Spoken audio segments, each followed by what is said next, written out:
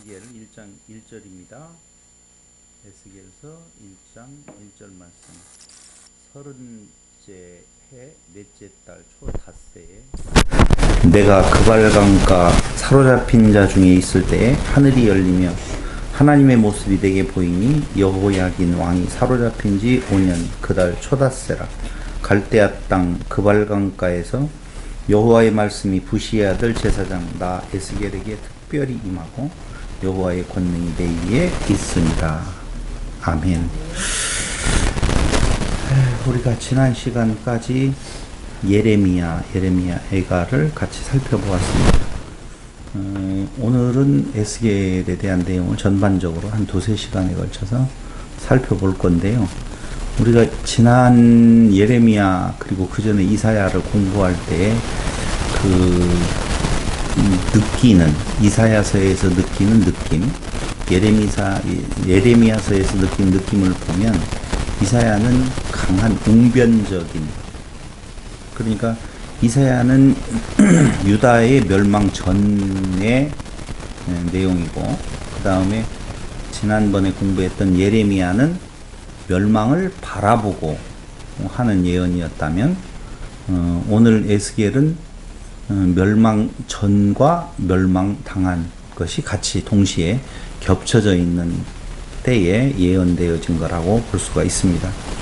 그래서 이사야서가 웅변적인 스타일이라고 보면, 지난번에 공부했던 예레미야는 감성적인 눈물의 선지자 이렇게 이야기할 정도로 그러는데, 여러분들도 공부를 해보셔서 알겠지만 에스겔은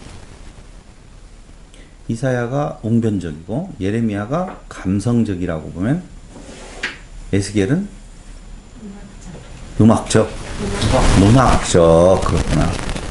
병적, 약간 미친 것 같은 그런 느낌을 받을 수가 있다는 것이지. 에스겔이 다른 이사야나 예레미야보다도 좀 어렵게 느껴지는 것은 우리가 평소 때 잘 보지 못하고 듣지 못했던 상황들에 대한 내용이 많이 나와요. 하나님의 영광스러운 모습이 벌써 앞에서 내 얼굴 이렇게 나오면서 이거 도대체 어떻게 봐야 되지? 라고 생각할 정도로 좀 어렵게 느껴지는 성경책이라고 볼 수가 있습니다. 그러나 내용으로 들어가서 보면 그렇게 어려울 거라고 볼 것도 없어요. 제가 오늘 마지막 시간에 생각해 봅시다 라고 하는 코너가 있어요. 그런 시간이 있는데, 그 생각해 봅시다가 뭐냐면은 율법을 지키고 회개하고 돌아오라는 외침일까? 타락한 이스라엘 유다 백성들에게 선지자들을 보내서 하나님께서 그 백성들에게 주시는 메시지가 너희들은 지금 잘못하고 있다. 그러니 그 잘못한 자리에서 율법을 지키고 회개하고 돌아오라 라고 하는 외침일까?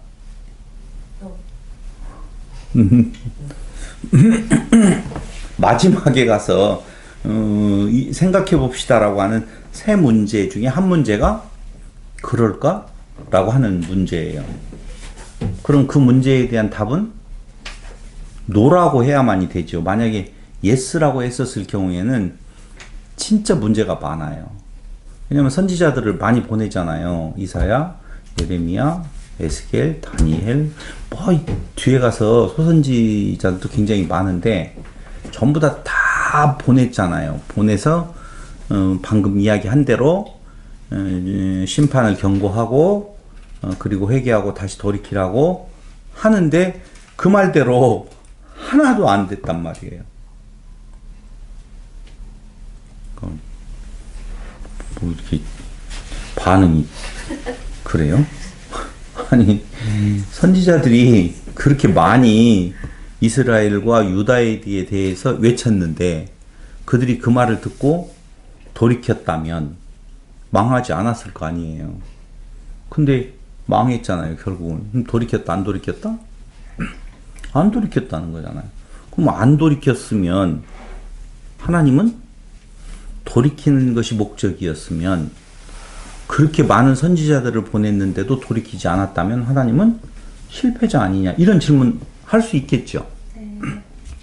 고마워요. 두 번째 생각해 봅시다라고 하는 문제가 있는데, 그 두 번째, 세 번째는 지금 이야기하면 마지막에 결론에 가 재미가 없어지니까 그 결론은 뒤에 가서 이야기하고, 두 번째 문제, 세 번째 의문은 그때 가서 이야기를 하고, 방금 이야기한 것처럼 만약에 하나님이 율법을 지키고 회개하고 돌아오라는 외침이라고 보면, 오늘 에스겔도 역시 그런 의미로 한다라고 보면 결론은 뭐였었느냐? 에스겔을 통해서 그들에게 경고했던 말씀대로 안 되더라는 거죠. 다시 또 이야기할게요. 말씀대로 안 된다는 것이 아니라 우리가 에스겔이라고 하는 그 선지서를 방금 이야기한 것처럼 이 죄악된 그들의 죄를 지적하고 심판을 선언하고, 그렇지만 너희는 회개하고 돌아오라고 하는 목적을 가지고 에스겔로 그 메시지를 던졌다고, 에스겔을 통하여서 메시지를 주었다고 전제한다면, 그렇게 우리가 일반적으로, 왜냐하면 이렇게 나와요. 개요, 에스겔 이 성경책에 있잖아요. 여기에 보면 앞에 개요, 저자는 누구고, 연대는, 주제는, 주요 인물은, 기록 목적은 뭐냐, 이렇게 간단하게 썸머리가 되어 있는데, 거기 목적을 뭐라고 되어 있냐면, 예루살렘과 하나님의 백성에게 닥친 비극적인 상황은 죄에 대한 하나님의 심판임을 알려줌으로써 이제라도 속히 회개하고 신앙을 회복하도록 하기 위해 기록했다. 이렇게 지금 써졌단 말이에요. 거의 에스겔 연구서에 보면, 두 번째 개요를 보면 바빌로니아의 제2차 침공 때 포로가 되어 그 땅으로 끌려간 에스겔은 그곳에서 선지자의 소명을 받고 포로민들을 위해 행동했는데, 그 땅에 포로된 하나님의 백성들을 향해 그 모든 일이 죄악에 대한 하나님의 심판임을 일깨워 주었다. 그런 후에 에스겔은 이제라도 회개하고 돌이키면 하나님의 은혜로 다시금 회복될 수 있을 것이라고 격려했다. 근데 이렇게 됐다, 안 됐다? 안 됐다는 거예요. 그럼 하나님은 그걸 목적으로 해서 그렇게 이 메시지를 에스겔을 통해서 주었는데, 그 의도대로 안 되었다면 하나님은 실패하신 거냐? 선지자를 보내는 목적이. 실패하지 않았다가 정답이겠죠? 않았다가 정답이면 그 앞에 방금 목적을 회개하고 돌아오라고 하는 목적으로 준 것이 아니라고 봐야 된다는 것이죠. 제 이야기는.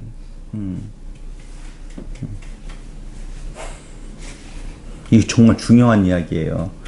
그러니까 선지서들을 전부 다 공부하고 가르치는 선생들이 뭐라고 이야기하느냐면은 회개하라, 돌이키라, 이런 메시지를 거의 던져요. 그러니 사실은 그런 메시지를 가지고 하나님께서 그 목적을 가지고 선지자를 보냈다라고 보면 하나님은 실패자이시다. 그러므로 우리는 하나님을 실패자로 만들 수 없기 때문에 하나님께서 그 선지자들을 보내어서 주신 그 메시지의 목적이 그게 아니구나라고 하는 것을 발견해내야 된다라고 하는 것입니다. 그래서 오늘은 그런 시각에서 진짜 하나님께서 에스겔을 통하여서 왜 이 메시지를 유다 백성들에게 준 것인가를 한번 살펴볼까, 그렇게 생각을 합니다. 먼저 에스겔은요, 부시의 아들로서 제사장이었습니다. 1장 3절에 나오죠. 뭐 부시가 누구냐 그거 찾아볼 틈 없어요. 부시의 아들로서 제사장이었다라고 지금 말씀을 드렸는데,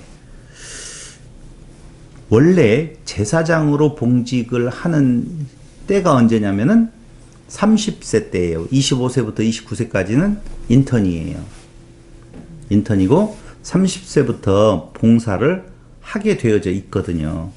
근데 이는 25살에 끌려가요. 그것이 바벨론에 의해서 2차 침공 때, 2차 포로 될 때, 1차 포로는 누구와 누구가? 다니엘과 세 친구들이라고 말하는 그들이 끌려갔고, 2차 침공 때에는 오늘 나오고 있는 에스겔하고 여호야긴 왕이 끌려가는 것이 대표적인 인물이고, 3차 포로 때는요, 시드기야와 나머지 끌려가거든요. 이 2차 바로 포로고로 끌려갈 때 그곳에 있었던 인물 중에 하나가 에스겔이라고 하는 건데, 이 에스겔은 결혼했어요. 결혼을 했는데, 에스겔의 아내는 이스라엘이 당할 상황, 그 패망이죠. 패망.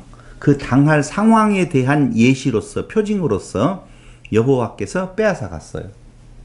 몇 장에 나오느냐? 24장 24절에 나와요. 그러니까 에스겔은 너무 억울하겠죠.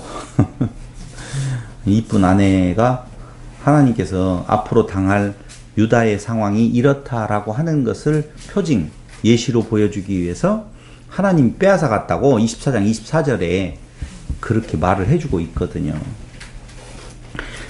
그런데 그 아내가 죽을 때에 24장, 그러니까 15절로 24절 그 사이에 보면 나오는데요.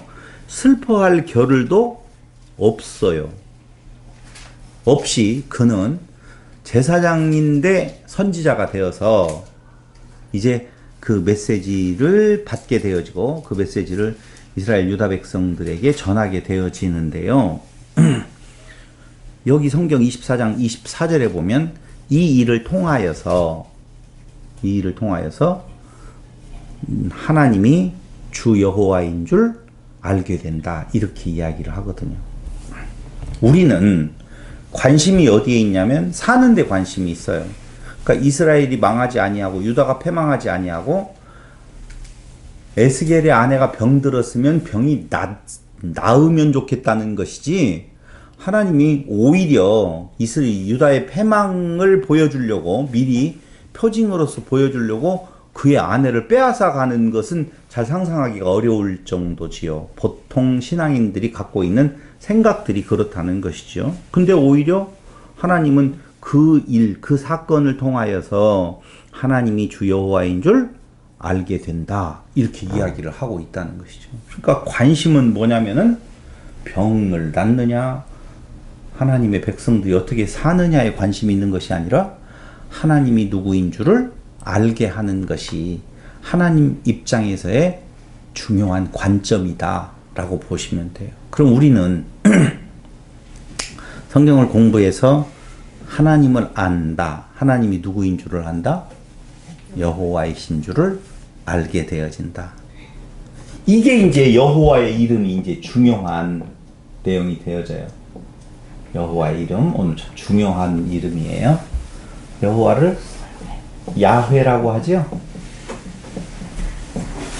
야훼라고 한단 말입니다.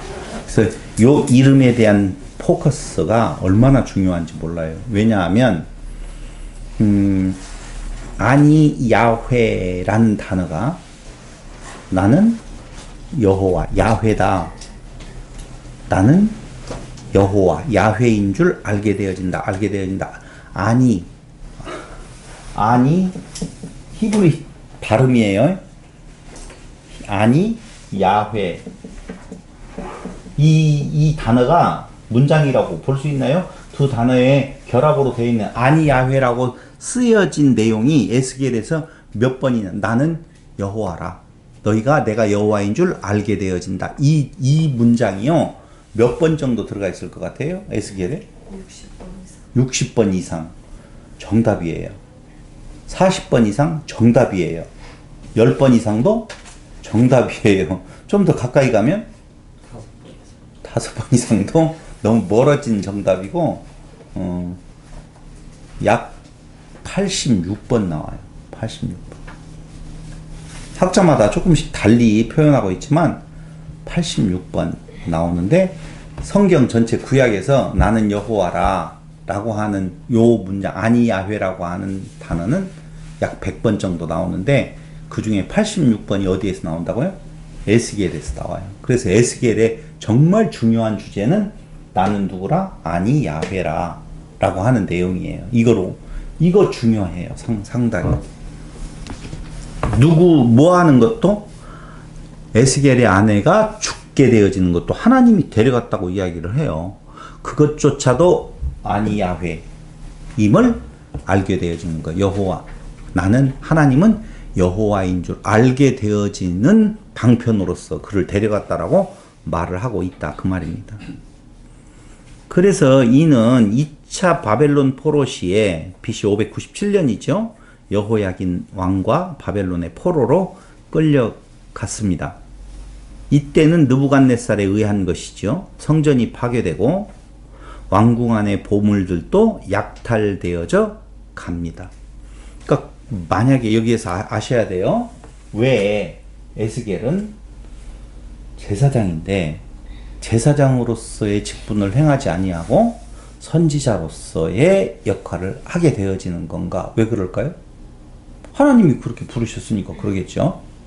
또 하나의 뜻이 있다면 그건 성전이 없어졌으니 제사장 할 일이 없는 거예요. 그래서 하나님은 그를 이제 25살에 끌려와서 5년이 지났으니 그 30째 해 넷째 달, 30째라는 것은 그가 30살 됐다는 거예요. 이제 제사장으로서 역할을 해야 되는데 성전 없어요. 그때에 그발강가에서 얼마나 처량하게 있겠어요. 처량하죠? 끌려가가지고 그발강가에서 있는데 내가 제사장인데 올해부터 지금 제사장의 직무를 수행해야 되는데 제사장 수행할 수 있는 성전도 없고 끌려와서 처량하게 이 무슨 일인 건가 생각을 하면서 있었을 때 하나님께서 그 앞에 나타나시거든요. 그러면서 그는 제사장의 직무가 아닌 선지자의 일을 하게 되어지더라. 선지자로 부름을 받게 되어지더라. 1장 1절로 3절에 대한 내용이에요. 자, 에스겔에 대한 내용은 정리가 이제 됐어요. 그 정도 알면 뭐 충분해요. 그런데 그 기록 시기, 즉 기록할 때 역사적 상황이 어떤 상황인가? 시편 137편을 한번 보시면 한 번씩 찾아보는 것도 졸음을 좀 물리칠 수 있는 계기가 될 것 같아서 137편을 한번 보시겠습니다.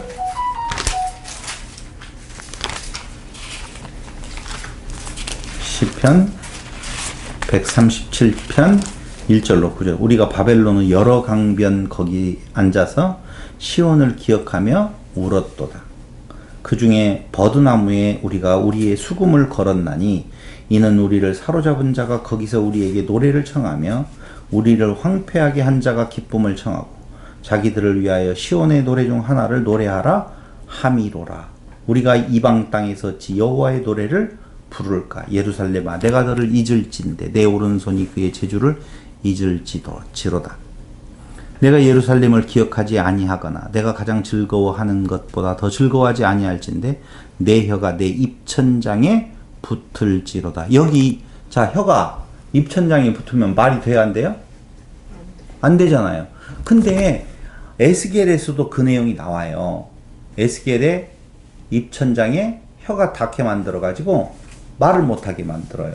선지자가 말을 못하면 선지자로 일을 할 수 있어요, 없어요? 없잖아요. 말을 전해야 되는데. 근데 왜 입천장에 혀를 닿게 만들어서 말을 못하게 했을까? 하나님은? 아니야. 글로 쓰라고. 아, 글로 쓰라고. 아, 그렇구나. 아, 거의 50점 맞았어요. 어떤 이유냐라고 하면 그래서 퍼포먼스가 많이 나오는 거예요. 보여주라는 거예요. 너 누워서 390일, 40일 보여주라고 하는 거가 똥으로 고기를 구워서 근데 똥도 인분으로 했다가 이건 너무합니다. 그래서 소똥으로 바꿔주고 이런 내용들이 다 뭐냐면은요. 강력하게 그들에게 어필을 하게 하려고 말로 하지 말고, 지금까지는 말로 다 했잖아요. 선지자들이 말로 했는데 너는 말로 하지 말고 뭘로 해라? 몸으로 보여줘라. 지금 그 말이에요. 너희들이 닥칠 그 상황에 대해서 말하지 말으라는 거죠. 강력하게 보여줘라. 네? 그 정도로 아까 이사야는 망하기 전, 예레미야는 망하는 것을 바라보고, 지금 에스겔은 망하는 때를 중심으로 해서 전하고 후하고 같이 겹쳤잖아요. 그러니까 이제 급한 거지요. 이걸 뭘로 보시면 되냐면, 그러니까 빨리 돌아와, 이런 말이 아니에요. 이런 말이 아니에요. 본래의 목적을 더 정확하게 의미를 전달하기 위한 거예요. 그럼 목적은 돌아오라가 아니에요. 돌아오라고 했으면 하나님은 실패자라니까요. 돌아오라고 그렇게 많은 선지자들을 보냈는데 다 안 돌아왔잖아요. 다 말을 안 들었잖아요. 보낸 선지자들 말대로 안 됐잖아요. 말 잘못했어요. 민감하게 가자고요. 선지자들의 예언대로 됐어요? 안 됐어요? 안 됐어요? 안 됐어요? 예언대로 됐죠. 그 말이죠. 제 이야기. 예언대로 안 됐다는 말은 그 예언의 목적을 뭘로 봤다? 돌아오라고 하는 걸로 보았다면 그렇게 안 된 거고, 돌아오라고 하는 내용이 아니라 어떤 내용이, 다른 내용, 오늘 우리가 공부할 내용이에요. 그 목적을 두고 말했다라고 하면 그 목적대로 된 거예요. 여기에서 우리는 흔히 목사님들이 실수하는 것이 뭐냐면, 여기 죄를 책망하고 지적하고 심판을 선포하고 돌아오라고 말을 하고 그러는 내용을 해야 되는 줄로 알아요. 잘 생각을 해보세요. 지금까지 유대인들이, 이스라엘 백성들이 하나님의 법에서 떠나서 생활을 했어요. 그래서 하나님의 심판을 받아야 될 정도로 상황에 와 있는데, 그 상황에서 돌이켜서 회개하고 돌아오라고 하면 더 쉬워요? 더 어려워요?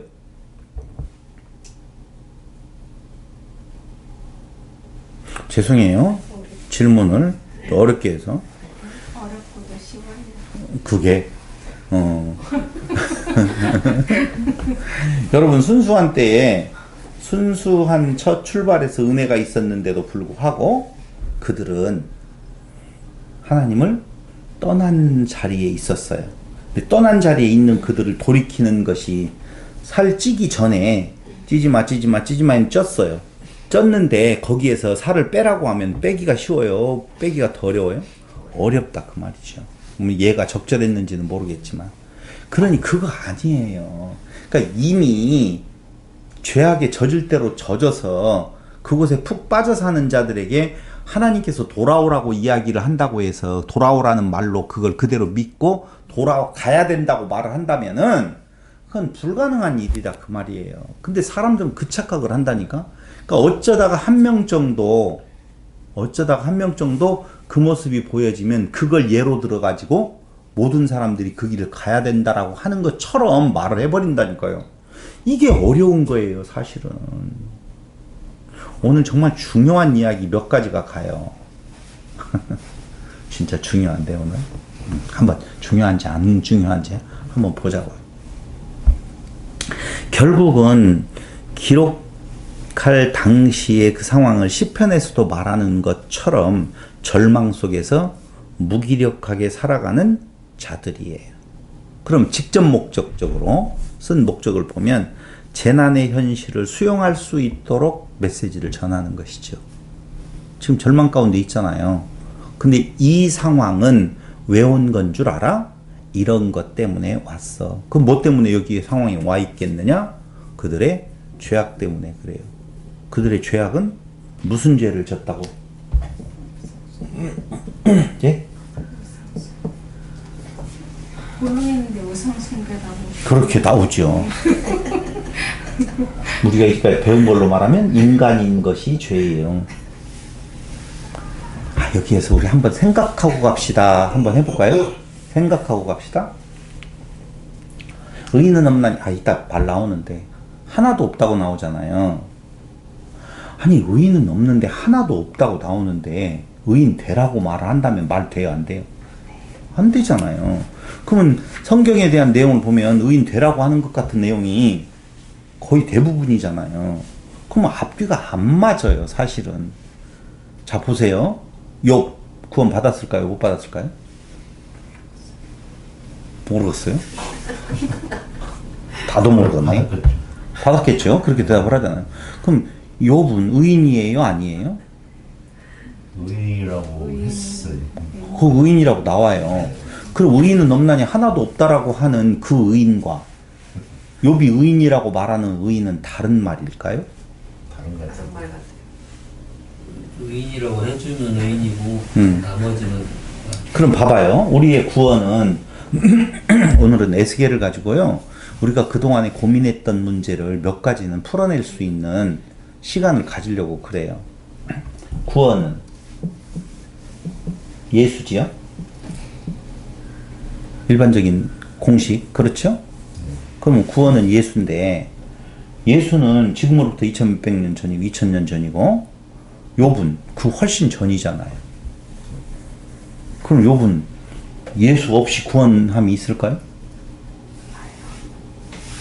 그래서 이제 나오는 답들이 뭐냐면, 영원하신 영원제사,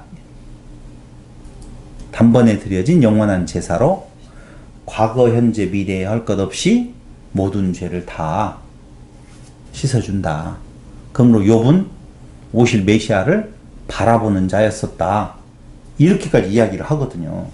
그럼 욥은 그때 죽을 당시에 구원함에 이른 자로 죽는 건가? 아니면 대기 타고 있다가 예수님 죽고 난 뒤에, 부활하신 뒤에 구원함이 그때 임하는 건가?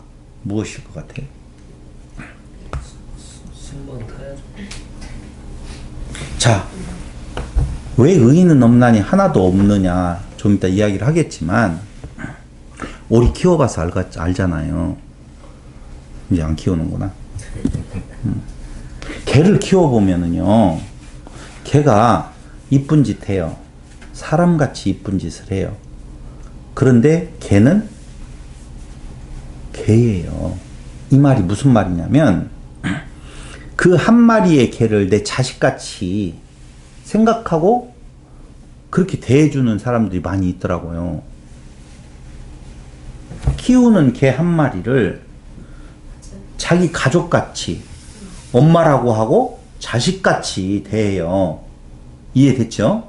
근데 그 한 마리의 개가 지금은 힌트만 주고 갈게요. 한 마리의 개가 인간과 하나 되었다고 해서 모든 개가 다 인간이에요? 없죠. 그럴 수가 없죠. 근데 그 한 마리의 개는 분명히 인간이에요, 아니에요? 말 의미를 잘 못 알아들으시는 수도 있어요. 지금 굉장히 희한한 논리를 지금 가져가고 있는 거예요. 욥은 하나님의 입장에서 봤었을 때 뭐라고 표현하고 있느냐? 의인이라고 말을 해요. 그럼 욥의 구원을 우리가 성경 내용상으로 흐름상으로 봤었을 때 구원함에 이른 자, 하나님의 자녀의 자리에 있다라고 보면 그는 그 당시에 구원이 보류되었다가 예수님 죽으시고 부활하실 때 대기 타서 그때 구원함에 들어갔다라고 저는 생각지 않는다는 거예요. 이미 그 당시에 그 하나님의 자녀의 반열에 들어갔다라고 보는 거예요. 죽음을 보지 아니하고 하늘로 올리워간 자 누구예요? 엘리야지요? 엘리야지요? 근데 엘리야가 죽음을 보지 않고 하늘에 올라갔다고 나와요. 그러면 엘리야는 구원함을 받은 자일까요? 못 받은 자일까요? 우리 언어로 보면 받은 것 같잖아요. 그럼 엘리야도 또 올라갔다가 대기 타고 있다가 예수님 죽으시고 난 뒤에 또 순번 받아야 되나요? 아니. 말씀해보세요. 아니에요. 그건 아니에요. 그렇다면 그 엘리야 한 사람이 의인의 반열에 들어서 구원함에 임했다라고 보면 그 엘리야 한 사람의 그 의로움으로 모든 사람들이 다 하나님의 자녀가 될 수 없다는 거예요. 그럼 미리 답을 먼저 이야기하면 의인은 없나니 하나도 없다라고 해놓고 왜 의인을 찾으시느냐 이거예요. 의인 10명 찾잖아요. 지난번에 공부했던 예레미야에서도 의인 몇 명 찾았어요? 1명 찾았잖아요. 근데 의인이 있더라 없더라? 없더라는 거예요. 그래서 제가 그때 뭐라고 이야기를 했냐면 예레미야는 의인일까요? 아닐까요? 인간이지 인간은 아니고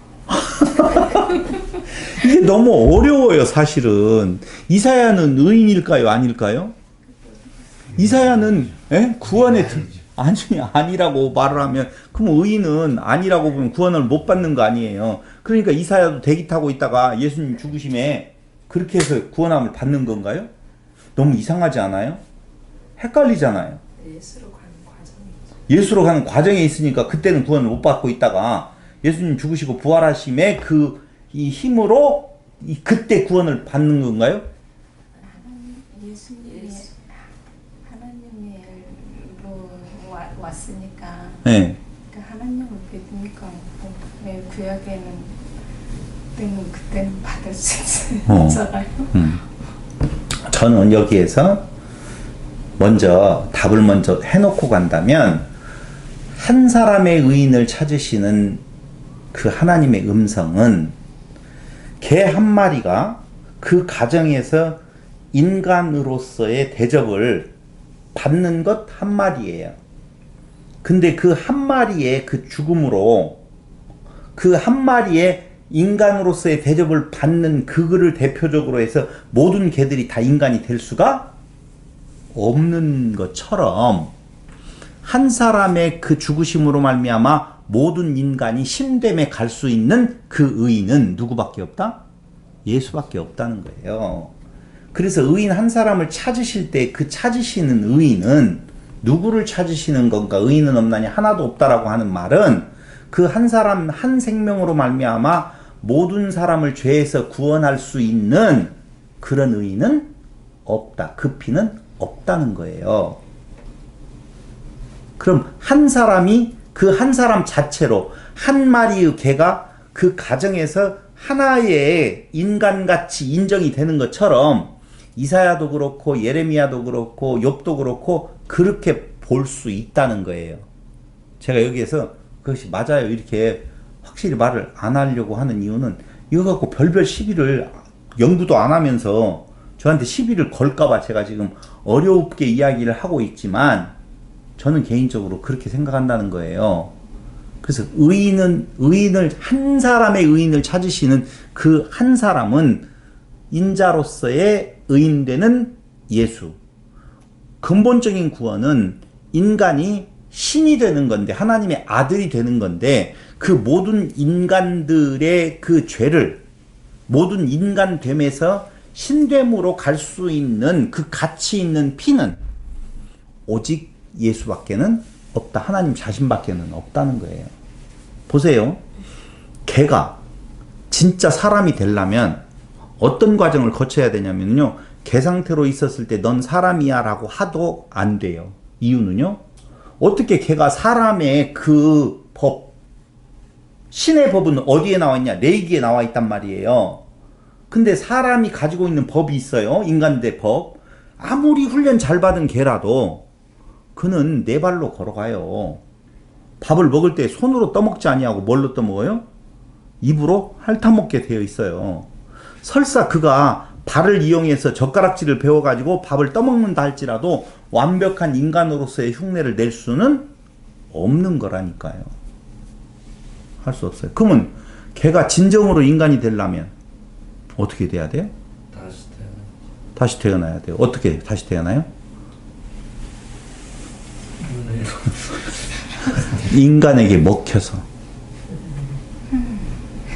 인간에게 먹혀서 인간의 세포로 다시 태어나야 돼요. 그럼 아닌 거예요? 그럼 개고기 먹어야 되냐고요? 그 정도로 사랑하면 먹는다니까요. 아니 그걸 개고기를 장려하려고 하는 것이 아니라 우리가 누구에게 먹힌다라고 나오느냐? 예수님에게 먹히는 거예요. 무엇을 먹든지 그 먹는 것이 자기가 된다고 말하잖아요. 그런 거예요. 우리가 예수 안에 먹혀서 예수 안에서 죽고 예수 안에서 다시 살아날 때에 그것이 진정한 신됨이에요. 그러기 때문에 그게 뭐라고 말한다? 죽는다. 그렇게 말을 하는 거예요. 죽어야 사는 거예요. 걔는 살아있는 상태에서 인간으로서 안 된다니까요. 그러니까 걔가 사람이 되려면 인간에게 먹혀야 되는 것처럼 인간이 하나님의 아들 되려면 하나님에게 먹힌 바 되어져야 된다. 먹힌 바 되어진다는 말은 죽는다. 옛것을 벗는다. 그 말이거든요. 새 생명으로 다시 태어난다. 새로운 피조물이다. 그 말이거든요. 좀 놀랬죠? 놀란 척 해보세요. 놀랄 일인데 이거 진짜 놀랄 일이에요. 이제까지 한 번도 누구도 그렇게 말한 적이 없는 내용을 위험스럽게 제가 지금 이야기를 하고 있는 거예요. 도대체 해석이 안 돼요. 여러분 고민 안 됐어요? 선지서를 공부하면서? 왜 하나님은 계속적으로 돌아오라고 외치는 것 같은데 꼭 결론은 망해버리는 건가? 다 알고 있으면서요. 어? 다 알고 있으면서. 다 알고 있으면서 그렇게 안 돌아올 줄 알고 있으면서 그렇게 말을 한다는 거잖아요. 그러니까 그게 그 목적이 아니라는 거예요. 그 메시지가 잘못됐다는 거예요. 제 이야기는. 두 번째로는요. 근본적인 목적은 아까 직접적인 표면적인 목적은 재난의 현실을 수용할 수 있도록 그들이 지금 재난 가운데 있잖아요. 강가에서 지금 슬피 울고 있잖아요. 우리는 위에 신세 한탄하고 있잖아요. 그들에게 그 상황을 수용할 수 있도록 그게 오히려 돌아오라고 하는 내용으로 보지 말라는 거죠. 그럼 근본적인 하나님께서 왜 에스겔을 통하여서 이 메시지를 주는 건가? 심판과 회복의 약속을 통한 하나님 계시예요. 보세요. 잘 들어보셔야 돼요. 어쨌든 개 이야기를 했으니까 끝까지 개로 갈게요. 개를 사람으로 만들기 위하여서 개가 죽음을 당해야 되는 거예요. 그게 뭐예요? 심판이에요. 인간은 없어요. 뭐가 없다? 신으로서의 자격을 갖춘 자가 하나도 없다. 의인은 없나니 하나도 없어요. 그래서 당연히 거룩하신 자 앞에서 그래서 에스겔서에서 초도 1장에서 3장까지의 부분에 대한 내용에 있어서 환상을 통하여서 무엇을 보여주느냐? 하나님의 영화로우심을 보는 거예요. 하나님의 영화로우심을 보고 그 영화로우신 거룩하신 하나님 앞에서의 인간의 모습은 마땅히 죽음이다. 그 말이에요. 그 모습을 보여주는 것이. 그래서 그들을 어떻게 되어진다? 우리는 심판이라고 하면은요, 자꾸 이런 걸 생각해요. 우리가 뭔가를 잘못했어. 아니, 사자가 동물들을 잡아먹는 것을 보고 죄라고 말을 합니까? 그렇게 말 안 하잖아요. 닭이 먹고 아무 데라도 싸질러 놓는 걸 죄라고 말합니까? 그런 거 아니거든요. 그런 걸 죄라고 말하지 않는다니까요. 그럼 성경에서 말하고 있는 내용은 바로 무엇을 죄라고 이야기를 하고 있는 건가? 이게 인간이 죄다라고 말을 할 때에는요, 굉장히 중요한 개념이 있어야 돼요.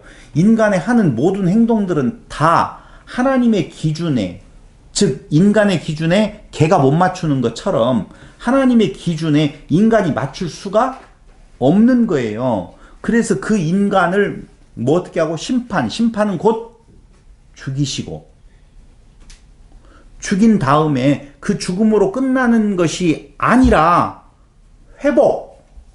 그 회복이 바로 뭐냐면은요, 인간에서 하나님의 아들로 신으로 바꾸어가는, 새롭게 창조해가는 그것을 회복이라고 말을 해야 된다니까요. 그러니까 에덴의 회복이면 안 돼요. 가나안 땅으로의 회복이면 안 된다 그 말입니다. 새로운 창조로 봐야 된다 그 말이에요. 새로운 창조. 계시로서의 세상 창조가 아니라 근원적인 새 창조를 이루시는 과정이 회복. 그 회복을 내가 해주겠다라고 하는 그 약속을 통해서 하나님이 계시되는 거예요. 오늘 에스겔은요, 그거 회복해 주시겠다는 거예요. 그러니까 회복은 회기가 아니에요. 정확하게 말하면 회복 약속이라고 하는 것은 새로운 창조로 이루어 주시겠다라고 하는 약속. 그거예요. 그래서 이러한 목적으로 쓰여진, 다시 이야기할게요. 수용할 수 있도록 두 번째로는요, 심판과 그리고 그 심판과 죽음이에요. 죽음에서 회복이라고 하는 내용은 다시 말씀드리지만 인간으로서 옛적 인간으로서의 다시 가는 것이 아니라 이제는 새로운 피조물로서 하나님께서 그 일을 이루시겠다라고 하는 약속이 계시되어져 있는 것이다. 무엇에선 에스겔에는. 자, 그 에스겔을 양이 많잖아요. 예레미야나 이사야는 많은데도 그렇게 많은 것 같이 느껴지지 않았어요. 근데 에스겔은 그것보다 적은데도 많은 것 같이 느껴져요. 그래서 그걸 여러분들에게 구도를 먼저 잡아드리고 공부를 하면 아, 그렇게 복잡하지 않구나라고 하는 걸 느낄 수 있을 것 같아서 먼저 구조를 한번 보겠습니다. 1장 1절로 3장 27절까지는 당연히 에스겔의 소명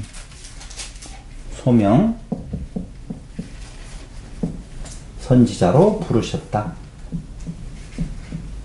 선지자로. 그런데 이 소명을 하시는 분이 누구냐면은요, 그발강가에서 누가 나왔던 내 생물의 형상을 가지신 야훼 하나님께서 영광스러운 모습으로, 여호와의 영광의 모습으로 1장 28절을 보세요. 28절. 그 사방 광채의 모양은 비 오는 날 구름에 있는 무지개 같으니 이는 여호와의 영광의 형상의 모양이라. 됐죠? 그 다음에 3장 24절 똑같은 말씀이 나오는데요.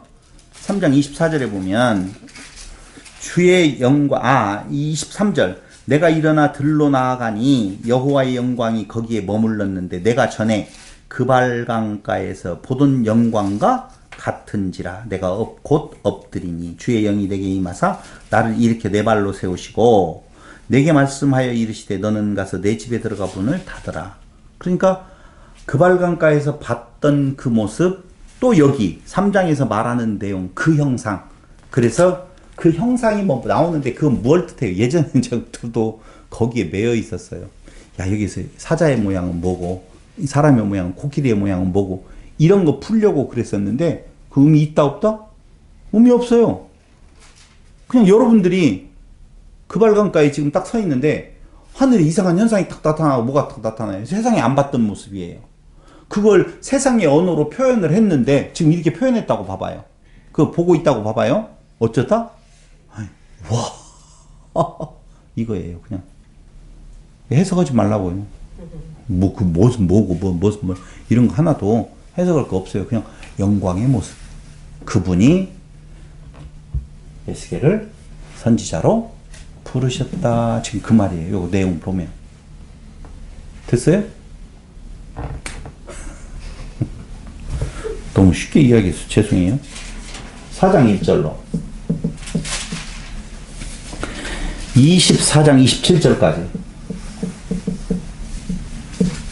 당연히 유다와 예루살렘에 대한 심판을 선언하고 있다는 거예요. 유다와 예루살렘에 대한 뭐예요? 심판 선언. 그런데 하나 찾아보자고요. 18장 1절로 4절.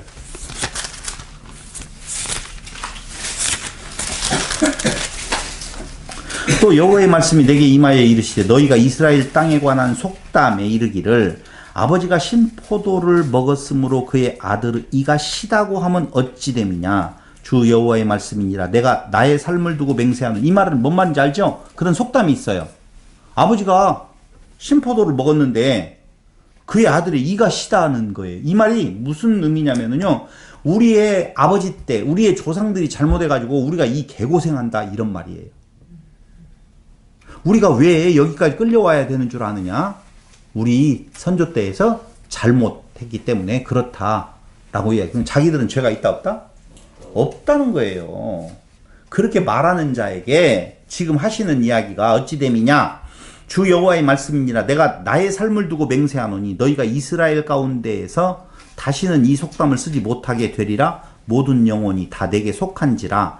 아버지의 영혼이 내게 속함같이 아버지의 영혼이 속했는데 아버지는 뭐라고? 잘못했다는 거 아니에요. 죄하고 있다는 거예요. 속한 같이 그의 아들의 영혼도 내게 속하였나니 범죄하는 그 영혼은 죽으리라. 범죄하는 영혼은 아버지의 죄가 아들에게 전가되어진 것이 아니라 아버지는 아버지대로, 아들은 아들대로, 할머니는 할머니대로, 손주는 손주대로 다 자기의 죄로 인하여서 범죄자는 죽으리라. 그럼 결론적으로 이 대목에 대한 내용을 해석을 해보면 다 같이 뭐라고 말할 수 있을까요? 모두 다 죽는다. 모두 다 범죄자다. 범죄자. 그러므로 다 죽는다 그 말이에요. 이걸 정의 내리고 있어요. 그러니까 유다와 예루살렘에 대한 심판을 선언하는 것은 모두 다 심판의 대상이라는 거예요. 근데 거기에서 의인 한 명을 찾아요? 찾을 수가 어디가 있어요? 있어요? 없어요? 없다니까. 에스겔은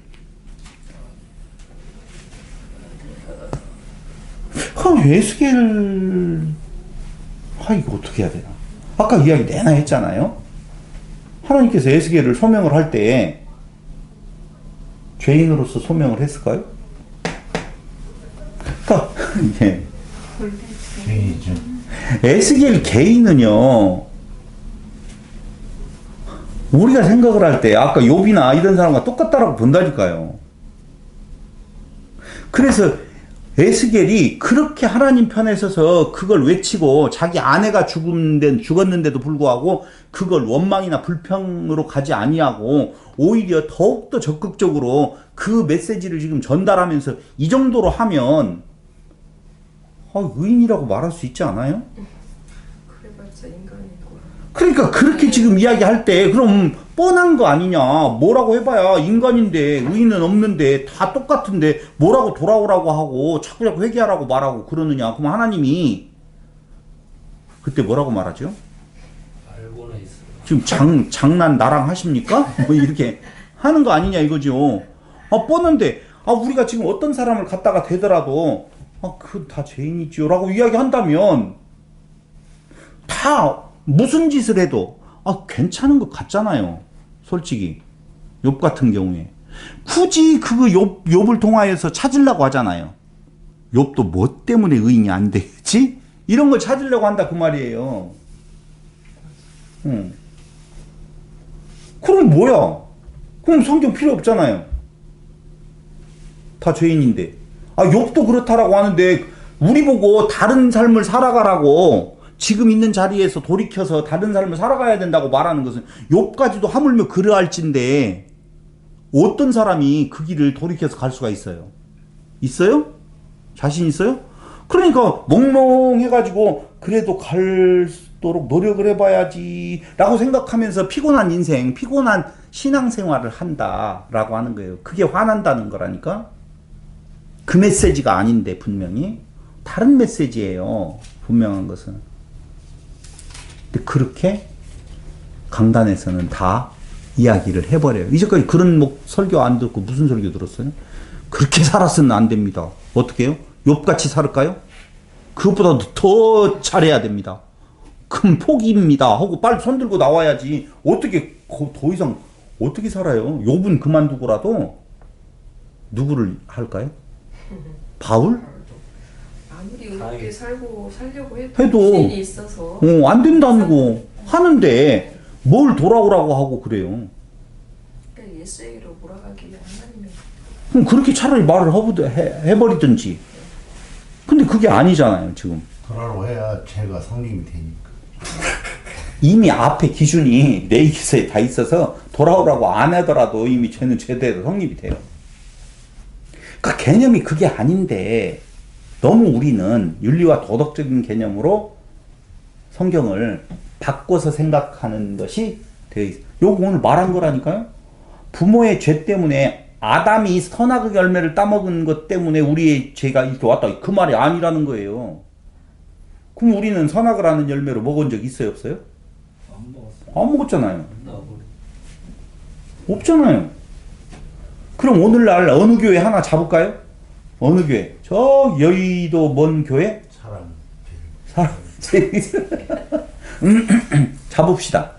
거기에서 욥을 한 명 기준으로 놓고 욥에게 해당되어지는 사람 몇 명이나 나올 것 같아요? 2명 있을 것 같아요? 야. 목사하고 부목사. 부목사님은 그럴 것 같긴 해. 목사는 더 나빠요. 더 나빠요? 아, 보지도 않고 그 양반 생활에 들어가 보지도 않고 왜 그렇게 단정을 하세요? 겉으로 봤을 때 2명. 어림없는 이야기잖아요, 사실은. 그런데 많은 몇만 명씩 모여서 결국 강단에서 되어지는 설교들은 전부 다 인생을 그렇게 살았어야 되겠습니까? 라고 이야기하는데 거기에서 아멘 하고 있어요. 이번 주에는 그래도 내가 좀 착하게 살아봐야 되지. 어림없어요, 다. 다 범죄자인데. 그럼 그게 아니라는 거예요. 성경이 말하고 있는 내용은 전혀. 그래서 다시 또 이야기, 결론적으로 이따 말을 하겠지만, 의인은 없나니 하나도 없다라고 하는 말은 우리가 하나님의 자녀가 되는 데 있어서 그만한 가치 있는 피 없다는 거예요. 그의 죽으심과 그의 공로로 인하여서 우리를 대신한 그의 공로로 우리가 하나님의 자녀 될 수 있는 자 하나도 없다. 그게 뭔 말이냐면 너희가 의인 한 명만 있어봐 다 살려줄게 그 말이셨잖아요. 의인 10명을 찾아봐 다 살려줄게. 거기는 소돔과 고모라가 멸망할 때에는 의인 몇 명 찾았어요? 최대 밑에까지 10명 찾았잖아요. 그러면 조금만 더 질문을 해가지고 5명은요?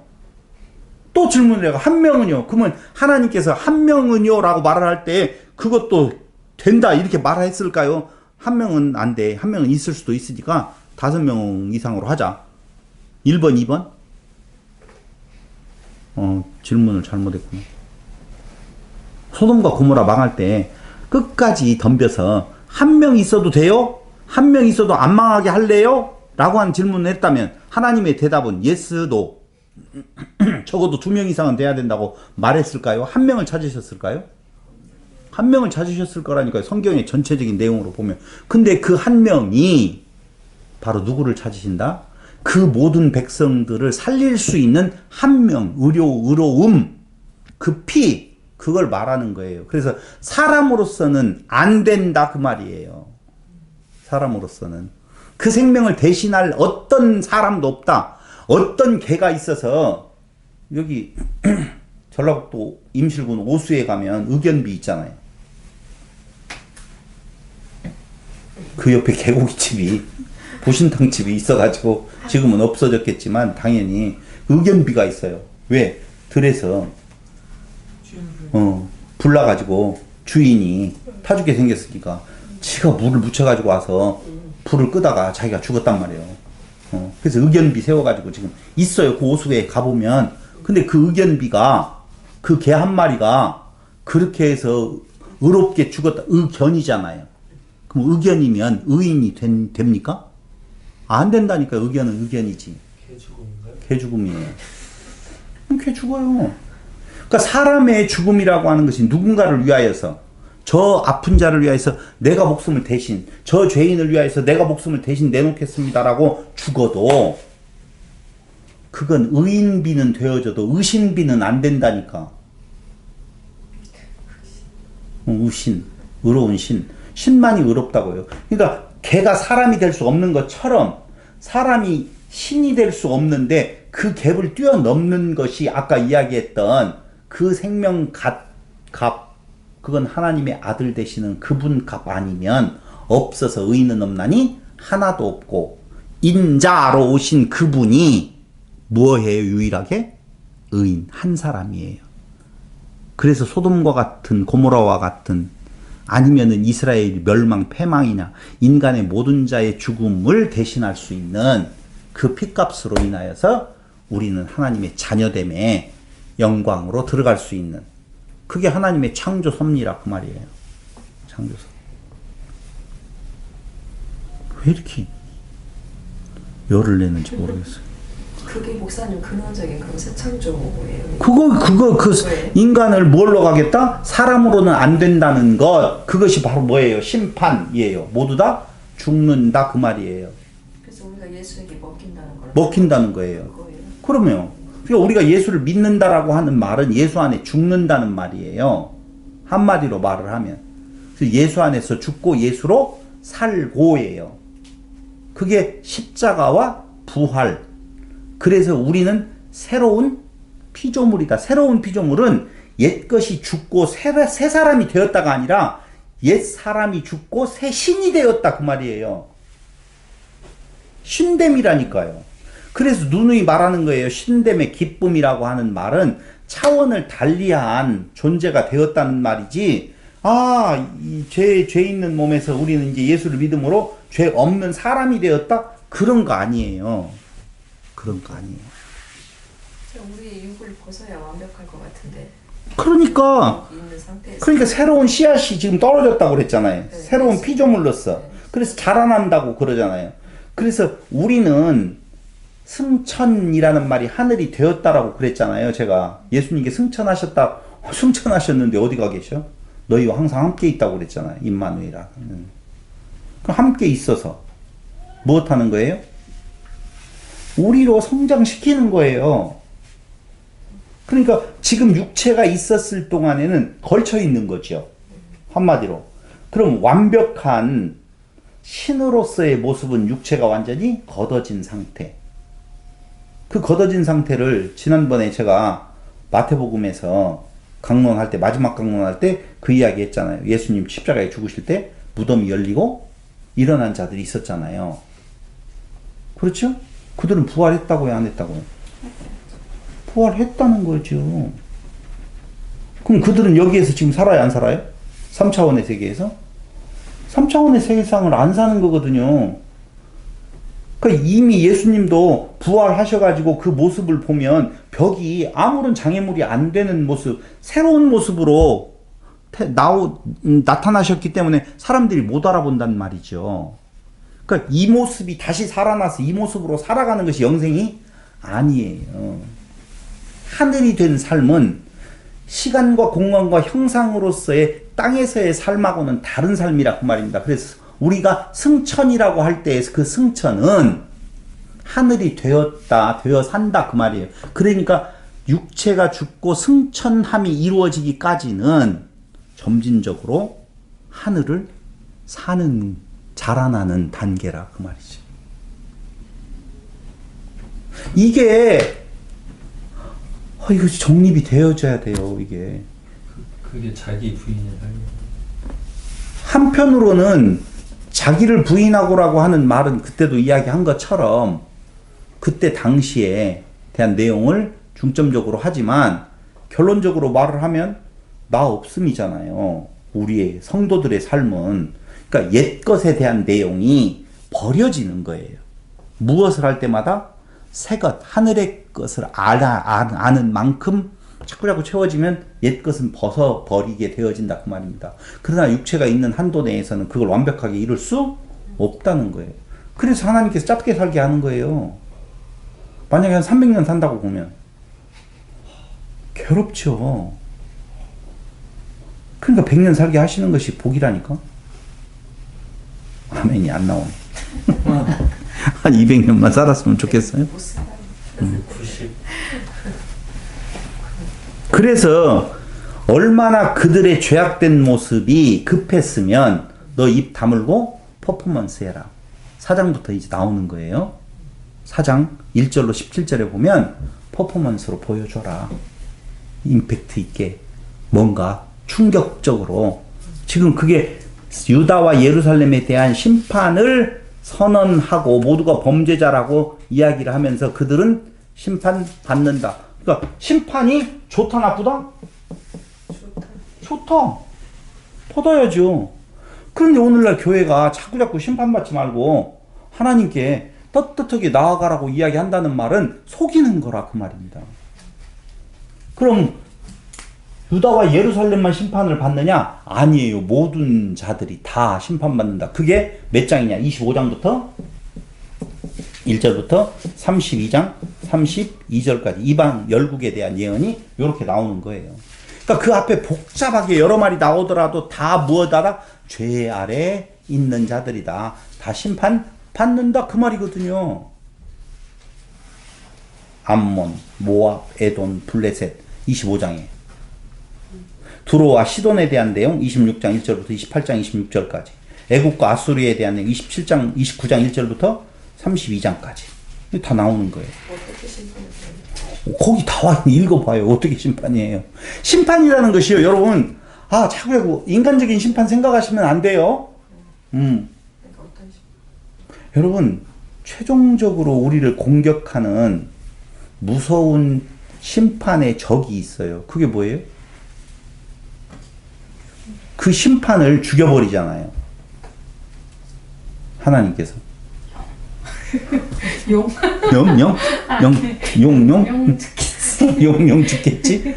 죽겠지 맞아요. 사망이에요. 그러니까 심판은 뭐 때문에 심판이에요? 왜 사람이 죽어요? 심판의 결과예요.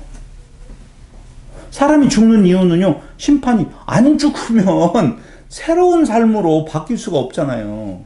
옛 것을 벗어버려야만이 새 것으로 덧입죠. 아니 안에 새 생명이 들어가면 점진적으로 밖에 있는 것들이 떨어져 나가잖아요. 새 생명이. 그래서 그 자라나는 생명은 내 생명이 아니다라고 썩지 아니할 것으로 심어서 썩을 것으로 심어서 썩지 아니할 것으로 거둔다라고 하는 내용이 그런 의미가 있는 겁니다. 그리고 당연히 그 다음 나올 내용은 33장 1절부터는 갑자기 분위기가 바뀌어요. 어떻게 바뀌느냐? 회복에 대한 내용이 나오고 있어요. 회복 약속. 그럼 왜 하나님께서는 회복을 해주시느냐? 자, 저를 보시고 하나님께서 심판하신 뒤에 회복을 해주신대요. 회복은 유다와 예루살렘만 모든 세계를 모든 자예요. 자, 보세요. 저를 보세요. 왜 회복을 시켜주셔요? 다시 말하면 죽은 상태, 심판의 상태에서 새로운 존재로 왜 만들어주시느냐 그 말입니다. 이제는 다시 만약에 옛 것으로 회복을 한다라고 보면은요. 그래요. 다윗 시대로 다시 회복이 됐다라고 한번 해보자고요. 그러면 하나님의 만족스러운 나라가 이루어져요? 어림도 없어요. 또 마찬가지예요. 그렇기 때문에 절대적으로 육체적인 이스라엘 유다의 회복이 아니라 그 말이죠. 그걸 보면 안 돼요. 그러니까 백투더 예루살렘으로 돌아간다라고 해가지고 요한계시록을 해석을 해가지고 복음이 예루살렘으로 이스라엘로 돌아가면 끝이 온다라고 말하는 것은 잘못된 내용이에요. 그럼 왜 회복을 시켜줄까요? 아니 왜 새로운 피조물로 만들어 주시느냐, 왜 새 창조를 이루어 주시느냐 라고 하는 거예요. 1번 회개했기 때문에. 선지자들을 보내서 회개하라고 했는데 그들이 돌이켜 회개하니 하나님은 그러면 이제 회복이 맞겠네요. 회개하라고 했는데 회개했으니 옛 것으로 돌이켜 주겠다. 다윗 시대로 돌이켜 주겠다. 그러겠네요. 그런 것 때문일까요? 하나님이 약속하셨기 때문에. 약속하셨기 때문에. 이름을. 상당히 그래도 간 거예요. 그냥 회개했기 때문에 이건 수준 저 밑에 바닥이고 그냥 하나님이 약속했기 때문에 그렇다. 제가 또 하나 질문하고 싶은 거예요. 생각해 봅시다고 하는 것이, 아니 우리는 암에 걸려서 나았어. 그럼 하나님 은혜라고 하잖아요. 교통사고 가운데 다른 사람 10명 타고 있었는데 9명이 죽고 나는 예수님 믿는데 안 죽었어. 하나님 은혜라고 하잖아요. 사기를 당하는 중에 누군가가 와서 그 사기를 복구해 줬어. 그런 거 다 좋아하잖아요. 아니 왜 시당초 암 안 걸리게 하실 수는 없었을까?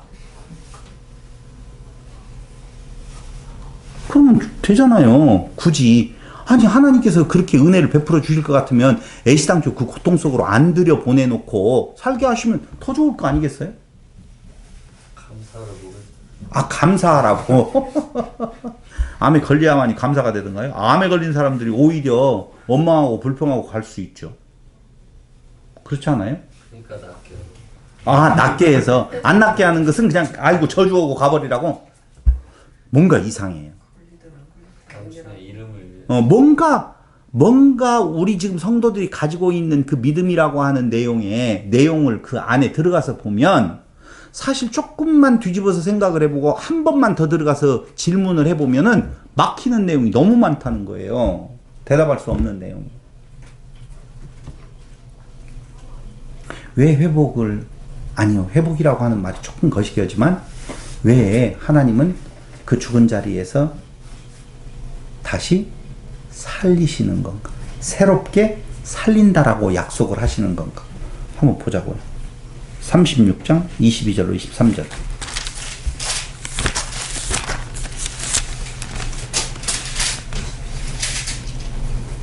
그러므로 너는 이스라엘 족속에게 이르기를 주 여호와께서 이같이 말씀하시기를 이스라엘 족속아 내가 이렇게 행함은 너희를 위함이 아니오라고 나오잖아요. 그러죠? 위함이 아니오. 너희가 들어간 그 여러 나라에서 더럽힌 나의 거룩한 이름을 위함이라. 여러 나라 가운데에서 더럽혀진 이름 곧 너희가 그들 가운데에서 더럽힌 나의 큰 이름을 내가 거룩하게 할지라. 내가 그들의 눈앞에서 너희로 말미암아 나의 거룩함을 나타내리니 내가 여호와인 줄을 여러 나라 사람이 알리라. 주 여호와의 말씀이다. 내가 누구인 줄? 여호와. 이걸 무슨 어떻게 읽는다고요? 아니 야훼. 아니 야훼. 이게 답이에요. 내가 여호와인 줄. 아니 야훼 때문에 그렇게 한다는 거예요. 내 거룩한 이름을 위하여서. 그건 조금 이따가 이야기해야죠. 지금부터 다 말을 해버리면 안 되죠. 그러면서 몇 절을 보냐? 32절 한번 또 보세요. 32절도 똑같은 내용이 나오는데 주 여호와 말씀이니라 내가 이렇게 행함은 너희를 위함이 아닌 줄을 너희가 알리라. 이스라엘 족속아 너희 행위로 말미암아 부끄러워하고 한탄할지어다. 너희 때문에 그런 거 아니야. 너희가 회개했기 때문에 그렇다고? 아니야. 나의 이름을 위하여서 아니 야훼를 위하여서 내가 그 일을 행하신다 라고 하는 거예요. 돌이키시는 이유는 자 회복 약속이 몇 장부터요? 33장부터 48장까지인데 그 중에서 33장 1절로 39장에서는 이스라엘의 회복이 나와요. 그때 이스라엘의 회복이 만에 하나 육적인 이스라엘이라고 보면 문제가 있는 것이죠. 두 번째 40장 1절로 44장까지는 성전에 대한 회복이 나와요. 새 성전에 대한 환상이 묘사되어지는데 그리고 마지막 45장 1절로 48장까지에서는 하나님 나라의 회복에 대한 내용이 나오더라 그 말입니다. 먼저 39장 21절로 29절 한번 찾아보겠습니다. 39장 21절로 29절.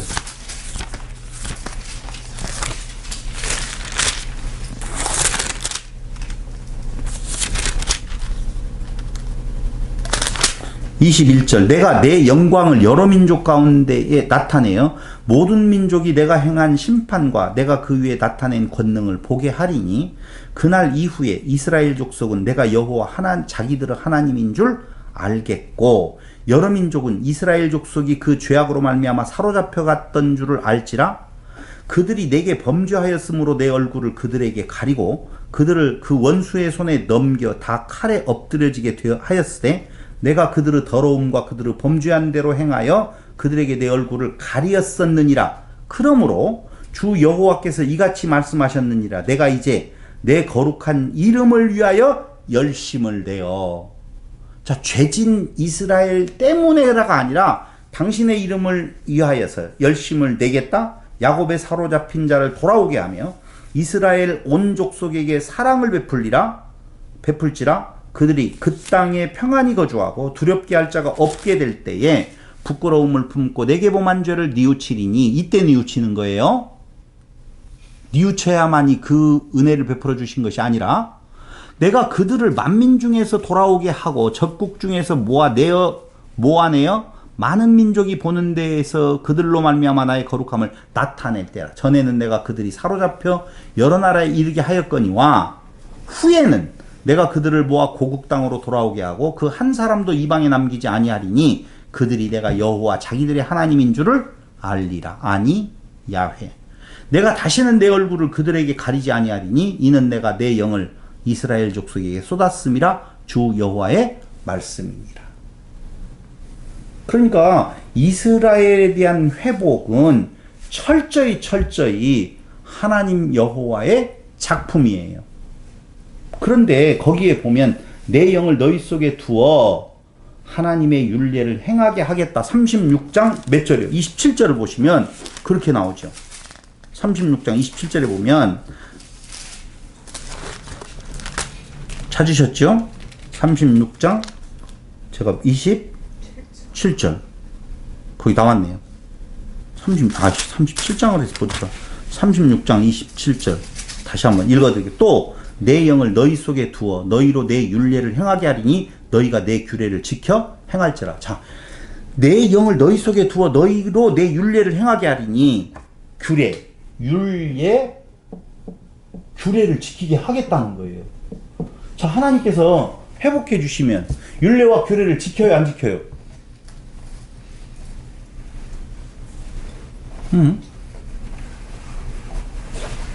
지켜야죠. 사람 왜 이렇게 답을 못해요? 뭐요? 하나님이 지키게 하셔야 돼요. 뭘 준다고 그랬어요? 영을 주어라고 그랬잖아요. 그렇죠? 영을 주어. 근데 이스라엘을 봐도 오늘 성도들을 봐도 하나님의 율례와 규례를 지키는 것 같아요? 안 지키는 것 같아요? 아, 또 괴롭네. 또 괴로움을 주네. 아니 이렇게 말했으면 영을 주어서 율례와 규례를 지키게 한다라고 했으면 그 전에 죄지었던 유다 예루살렘에 사는 자들보다 훨씬 더 바르게 살아야 될 거 아니에요. 이 개념으로 본다면 율례와 규례는 다른 법을 주는 것이 아니라 있는 율례와 규례를 지키게 하신다는 의미거든요. 무엇을 주어서? 영을 주어서. 그러니까 영이 안 오면 지킬 수가 없어요. 근데 그 영이 히브리 말로는 뭐라고 그랬죠? 루아흐. 생기를 불어넣어 생명이 된 자. 생기는 뭐? 단어? 루아흐 아니에요? 푸뉴마 아니에요? 아니요. 히브리 말로 이야기하죠. 달라요. 그러니까 여기 생기라는 말이 나오니까 사람들은 아, 그때 생기를 불어넣어 생명이 된 것처럼 아니에요. 그거 아니에요. 여기에서 영은 루아흐예요. 그러니까 영이라고 하는 루아흐는 내 것이 아니에요. 깨끗한 영, 성령, 그 깨끗한 말이라고 그랬잖아요. 그렇죠? 그 깨끗한 말이 들어오면 율례와 규례를 행한다라고 할 때 그 율례와 규례의 내용이 무엇냐라고 한번 생각을 해보면서 하나님 사랑, 이웃 사랑이 있죠. 근데 그렇게 살아가요 지금?